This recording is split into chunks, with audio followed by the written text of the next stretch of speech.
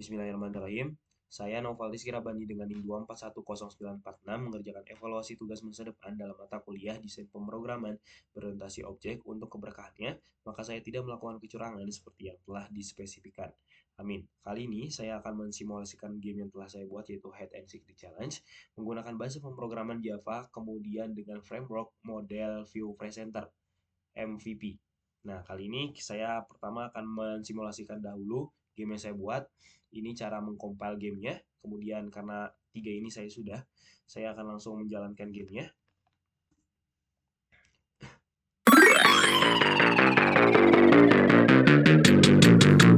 Matikan terlebih dahulu musiknya. Nah, di sini sesuai dengan yang soal minta, kita akan memunculkan table, kemudian akan memunculkan table benefit yang sudah saya buat database. Kemudian di sini akan menampilkan username, score, dan peluru meleset dan sisa peluru. Di sini kita bisa mengetikkan nama baru ataupun kita bisa mau menggunakan username yang sudah ada. Contohnya menggunakan ini WD AWD. Saya menambah level agar variatif, semakin tinggi levelnya maka akan semakin susah untuk musuhnya. Kemudian di sini setting, karena saya menggunakan skill ini untuk mengubah keyword dari skillnya. Kemudian di sini kita akan coba bermain dengan menggunakan username yang sudah ada. Oke, di sini playernya akan spawn di tengah, kemudian untuk musuhnya bakal spawn dari bawah.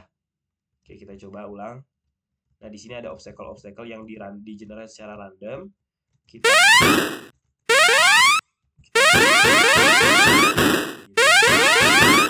saya tambahkan skill kayak dash untuk menghindar, kemudian skill 1, kemudian ada skill 2 untuk kan 3 peluru.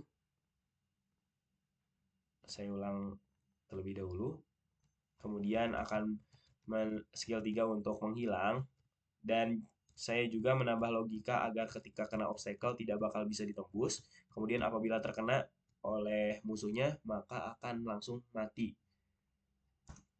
Nah, di sini juga akan mengupdate skor terbaru, kemudian peluru melesetnya dan sisa peluru.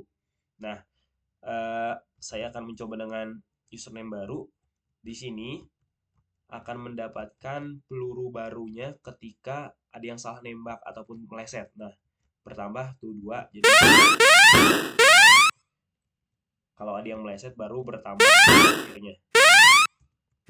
Seandainya dia belum menembakkan maka tidak mendapatkan peluru. Oke. Nah, di settings untuk menyalakan atau mematikan background musik dan untuk skillnya kita keluar, kita bakal masuk ke kode soalnya, ke source code-nya. Nah, di sini kita akan mulai terlebih dahulu dari main. Di main ini saya menuliskan semuanya, kemudian kredit asetnya ada yang saya generate langsung dari ChatGPT menggunakan DAL-E. Kemudian di sini saya akan manggil game window, di mana di sini game window itu ada dalam view. Jadi tugas view dalam sini adalah menampilkan semuanya, kemudian model untuk objek-objek yang ada di dalamnya beserta logika internalnya, dan game presenter adalah sebagai jembatan antara model dan view-nya. Nah, di sini saya menggunakan game window untuk mengatur jendela utama. Jadi dia bisa berubah dari menu ke game ataupun ke setting, diatur dari sini tampilannya. Di sini saya mengatur di sini tampilannya, ada untuk settings, untuk nyalain musik atau mematikan musik. Kemudian untuk masuk ke gamenya, apabila masuk ke gamenya maka dia akan memanggil game panel, yang dimana game panel adalah tampilan dari gamenya. Oke, kita mulai dari awal. Di sini game panel logika menerima input keyboard, kemudian menjalankan game loop dan menggambar seluruh objek game render setiap framenya. Nah, di sini kita bakal menginisialisasi presenter untuk menjadikan jembatan untuk ke modelnya.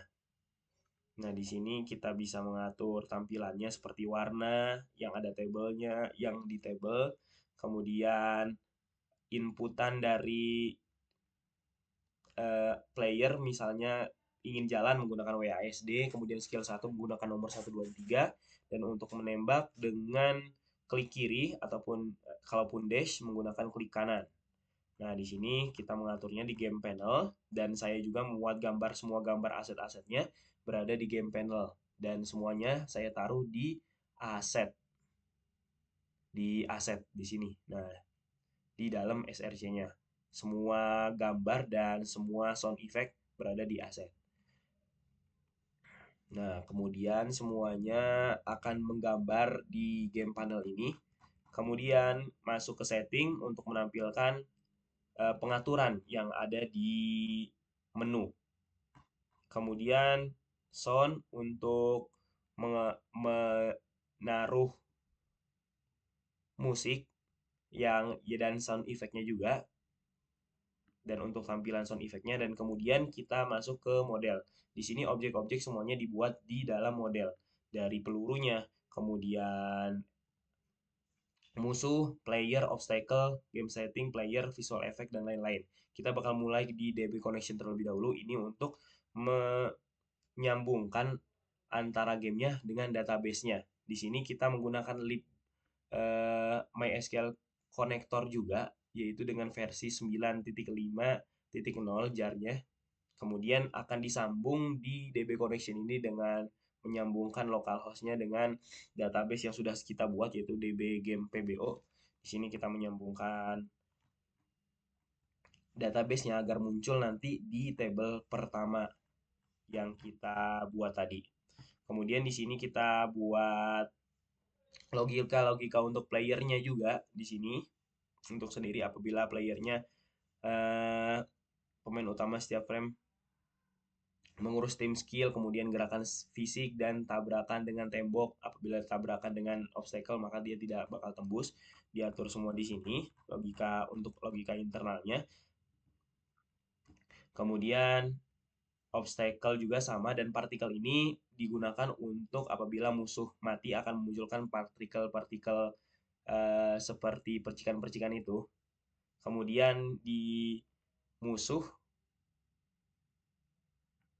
akan menggunakan logika mengejar target apabila levelnya semakin tinggi dia bakal menembaknya fokus sesuai target. Apabila baru level 1 dia akan menembak ngasal dan itu logika untuk musuhnya. Kemudian di sini visual effect digunain untuk efek visual sementara yang digunakan ketika di skill ghost mode. Nah, agar terlihat playernya menghilang seperti itu. Kemudian di game presenter semua logika permainan ada di dalam sini termasuk dengan logika mendapatkan peluru dari peluru yang meleset. Semuanya di sini. Kemudian sampai bawah update peluru. Kemudian ini untuk mengecek-cek nabrak tembok apakah terkena obstacle atau tidak. Dan ini menjadi jembatan antara model dan view-nya di presenter. Kemudian untuk animasinya saya menggunakan Java Swing Timer di mana saya menginisialisasinya dengan 16 milisecond yaitu timer ini bakal memanggil action perform. Action perform ini bakal memanggil dua fungsi yang ada di presenter yaitu update. Nah, gunanya ini untuk mengubah titik koordinat X dan Y dari player. Kemudian setelah itu bakal digambar langsung oleh view-nya menggambar ulang dan bakal terjadi setiap 16 milisecond dan kemungkinan setiap 60 kali dalam 1 detik. Itu yang digunakan dalam menangani animasinya. Oke, baik, mungkin itu saja yang dapat saya sampaikan dari game saya. Semoga sesuai dengan spesifikasi soal. Terima kasih kepada Bu Rosa dan saya ucapkan sekian.